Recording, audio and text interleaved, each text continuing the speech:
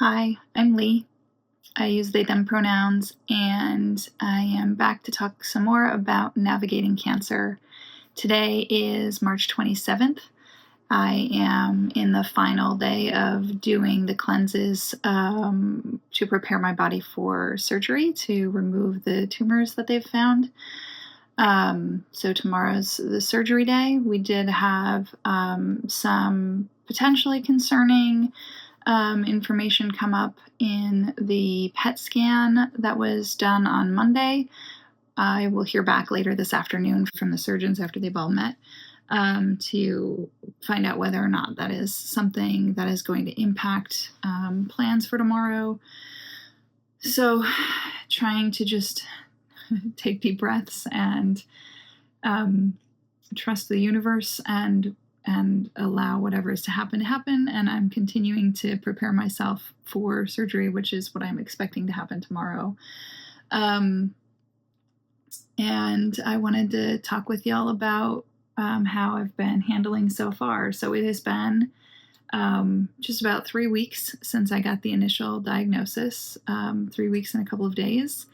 And it has been, like I think I've probably referenced in previous videos, just an emotional and experiential roller coaster. It was like I woke up from a colonoscopy already just strapped into a roller coaster that was already in motion, and I didn't have a choice. I didn't get in the line. I didn't opt in. I was already on it, and it was already moving. And just for those of you who don't know me well, I don't like roller coasters. I'll get on small ones without big drops or without anything really super scary. But otherwise, I pretty much avoid them. So this is a really apt parallel for me to describe this experience. I don't like the experience of feeling like I'm going to die, and this feels very much like that. So I wanted to talk today about just thoughts I've been having around the experience of facing all of this and how life-changing this has been and how kind of surreal this has been. And so for those of you both who are on the just observing and wanting to support me side, but also for anyone who is receiving a diagnosis like this and you're trying to navigate it yourself and trying to figure out for yourself how to survive and how to make it through and how to just make it day to day. A couple things that have really been showing up for me. The first one is I have been letting go of my need, desire, practice of planning ahead. And I really like to, I love my calendars. I love my schedules. I love my routines. I love knowing when I'm going to be where and who I'm going to spend time with and how that's going to look and just the consistency of that. And it feels stabilizing for me. And since I have been in this space of total uncertainty about my own body and about my own safety, and the emotional uncertainty of it all, there have been a number of times where I've tried to make plans to spend time with someone, or do an activity, and I've gotten to that day and near to that time and just realized I have no capacity to spend that time, do that thing, show up with that person. I just need to lay on the floor and cry, or I just need to spiral in dread and journal, or I need to call my therapist, or I need to, call a friend and say, come over so I can cry on you for a while. And so I have been shifting my way of showing up to just being present in the moment, which has brought me back to some work I've been trying to do around mindfulness and being present both in my body and present in the moment. And that practice has been really helping me in this experience, especially because when I start to doom spiral, either in the past of like, what could I have done differently that might have prevented this cancer? Like, how is that helping me? There is nothing about dwelling on past physical, like, could I have eaten healthier? Could I have made different choices? Could I, like, I have no idea. There's no obvious answer to what could have prevented this. Also, when I try to project into the future of like, what is chemotherapy going to be like? What are the results of my surgery going to be like?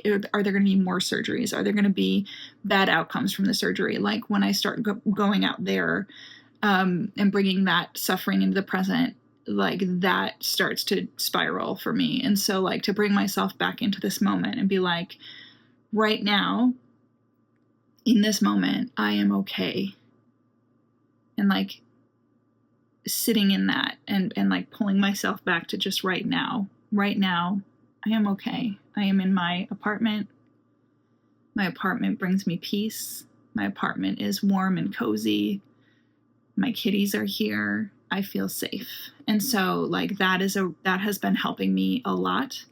And so I think finding a practice that helps you in those moments, and certainly I have the moments where I need to cry. It's never like I'm about to cry, I should get it present in the moment. That is not the point. Like I absolutely am grieving and crying, and that is also appropriate. It's when I am creating more opportunities for myself to freak out when I already have enough. And so like bringing myself back to the moment, and do I need to cry right now in this moment? Then I'm gonna cry.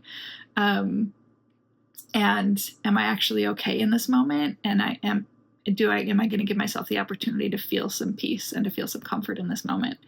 Because there are going to be moments where I'm not going to feel at peace and I'm not going to feel comfortable, and I'm going to need to let myself have other experiences. And I just don't want to be in that space all the time because I'm pulling from the future or from the past into the present.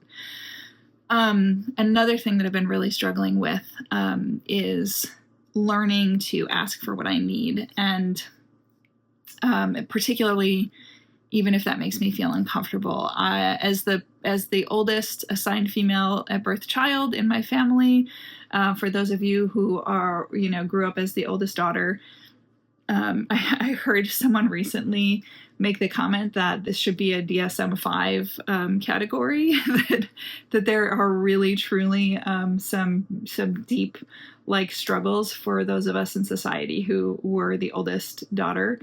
And there's just kind of this expectation, a lot of expectations, but one of them is kind of to just, you exist to take care of everyone else, all the other siblings, oftentimes your parents, you're the role model, you're the example setter, you're kind of just everything.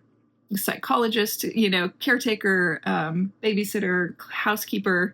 And I really felt like I did not have permission to really have needs of my own. And whatever needs I had to figure out how to take care of them myself.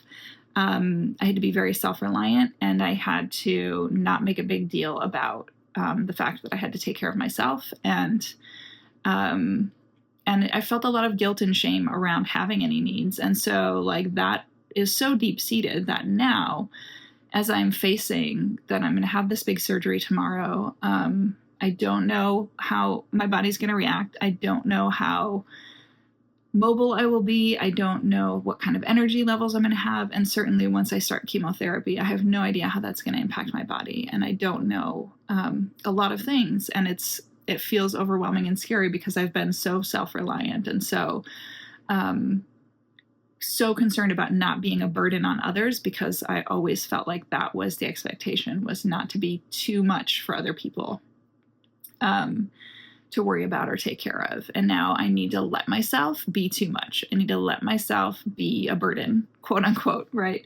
And I'm learning to reframe that language. Like, I am learning, rather than to let myself be a burden, I'm learning to allow myself to receive from the people in my life who love me and want to give to me.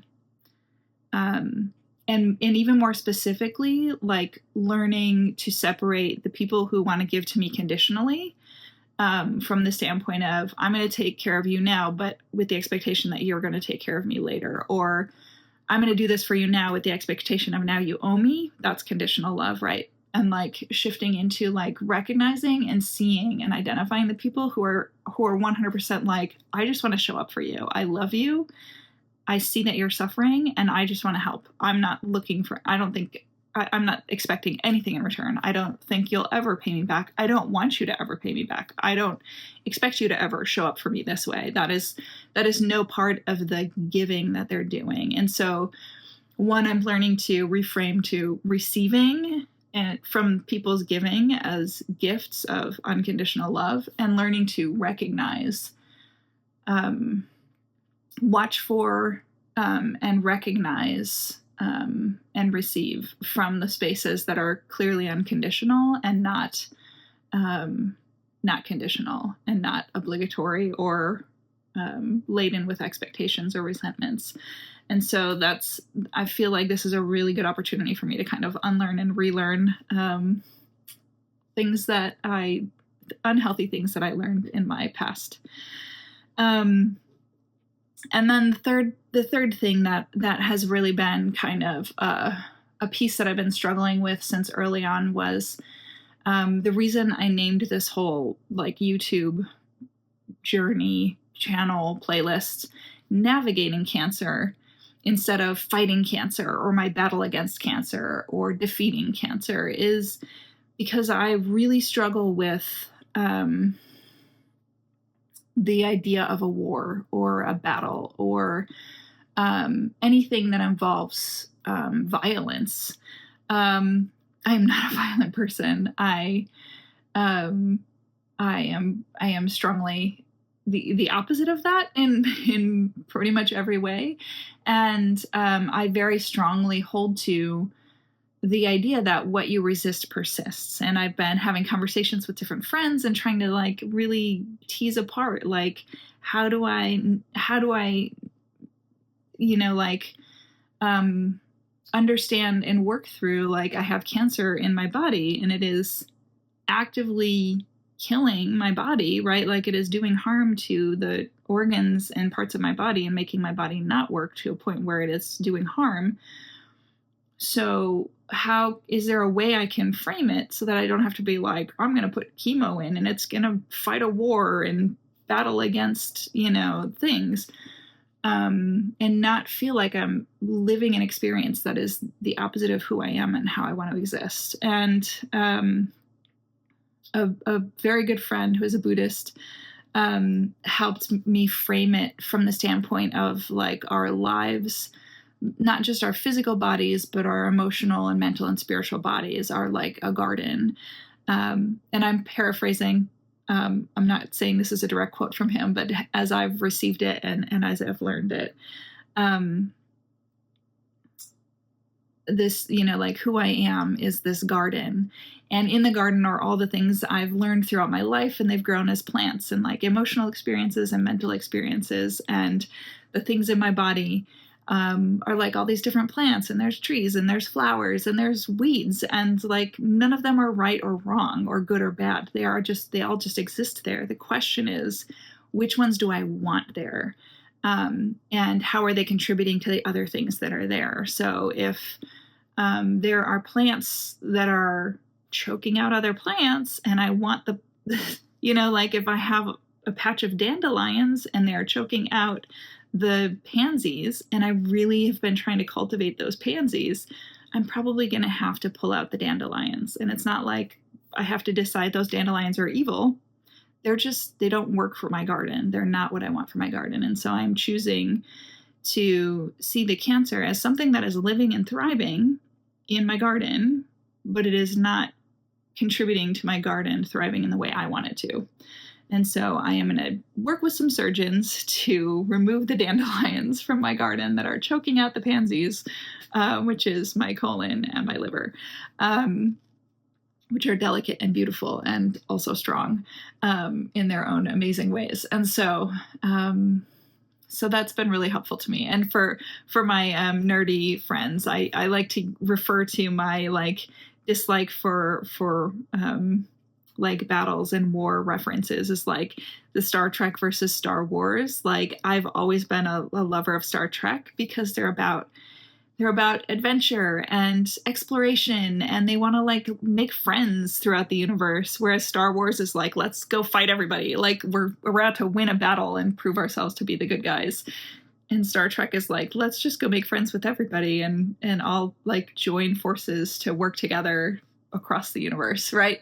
And I see that same thing here. Like, if the cancer is not going to play nicely in my body, then we need to do something about the cancer.